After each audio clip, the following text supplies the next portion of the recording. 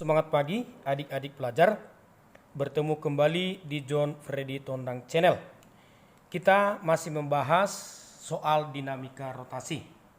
Baik, tali dililitkan beberapa kali pada sebuah cakram.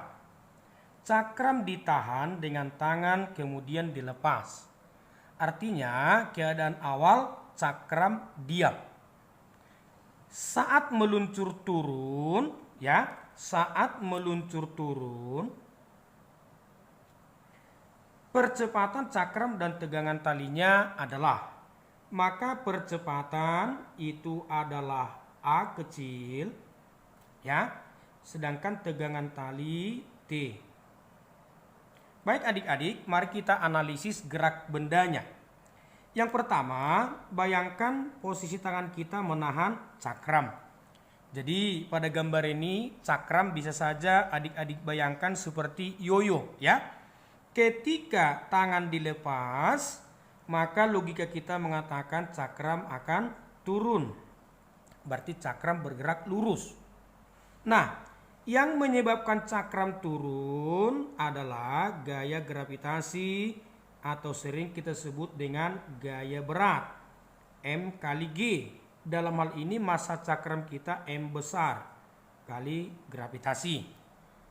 Lalu kemudian adik-adik, mari kita bayangkan ketika cakram turun pasti sambil berotasi seperti yoyo. Maka kita analisis penyebabnya.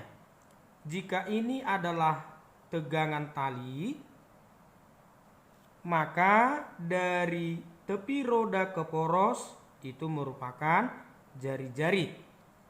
Baik adik-adik, mari kita analisis bersama. Jika pusat cakram kita tekan sekuat mungkin, lalu gaya berat kita tarik, maka cakram tidak akan berotasi.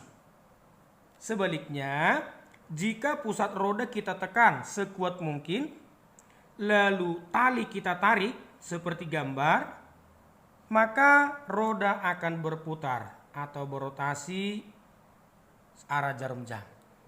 Jadi logika mengatakan ketika cakram turun sambil berotasi.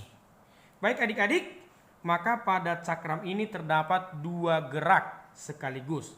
Yang pertama, bahwa cakram nanti bergerak translasi, Cakram bergerak translasi atau bergerak lurus ke bawah. Maka untuk translasi kemarin berlaku sigma F sama dengan M kali A. Yang menyebabkan cakram ke bawah gaya berat yang melawan tali pada gambar sama dengan M kali A. Gaya berat cakram M besar kali gravitasi, massa cakram M besar kali A. Kita pindah adik-adik, M kali G kurang M besar kali A sama dengan T. Bersamaan yang pertama.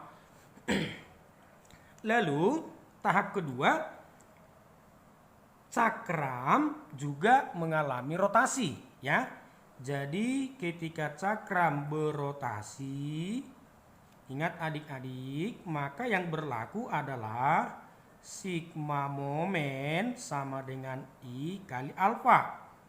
Momen gaya adalah F kali R sama dengan I kali alfa. Nah, perlu adik-adik ingat bahwa F yang kita maksud awalnya momen adalah F kali R dengan catatan F harus tegak lurus dengan R. Maka yang tegak lurus dengan jari-jari pada gambar kita adalah tali.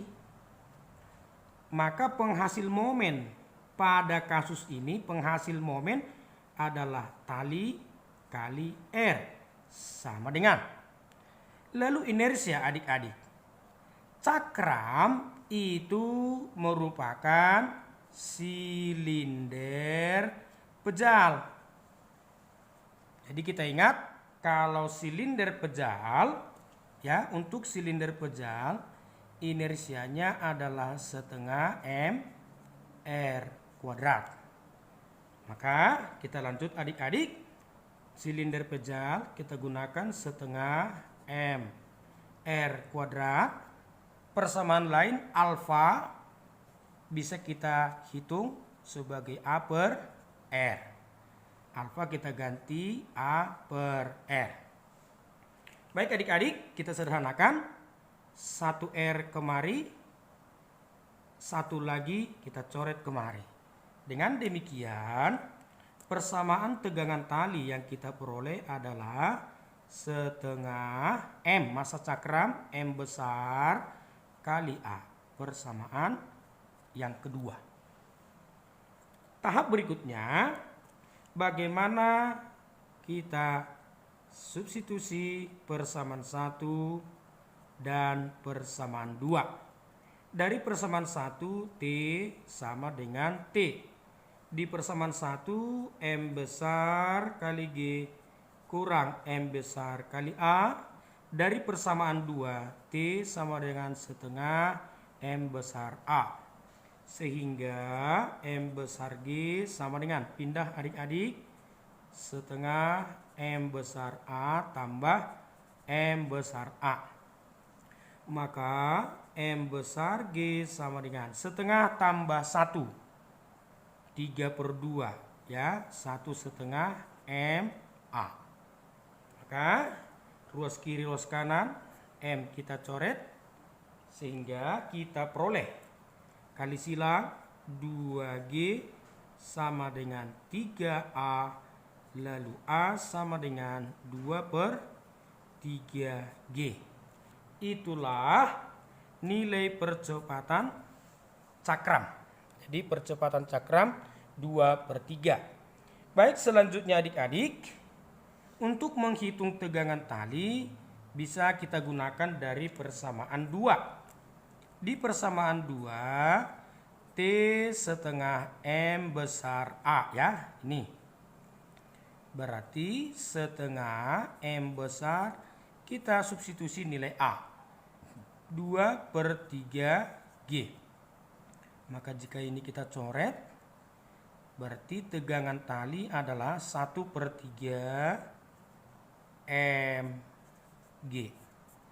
Baik adik-adik, untuk soal kita kali ini pilihan jawaban adalah option A. Yang perlu adik-adik ingat, konsepnya adalah analisis gerak benda. Setelah dianalisis, adik-adik harus dapat menentukan penyebab gerak tersebut. Sekian video kita, semoga adik-adik semakin terbantu. Terima kasih.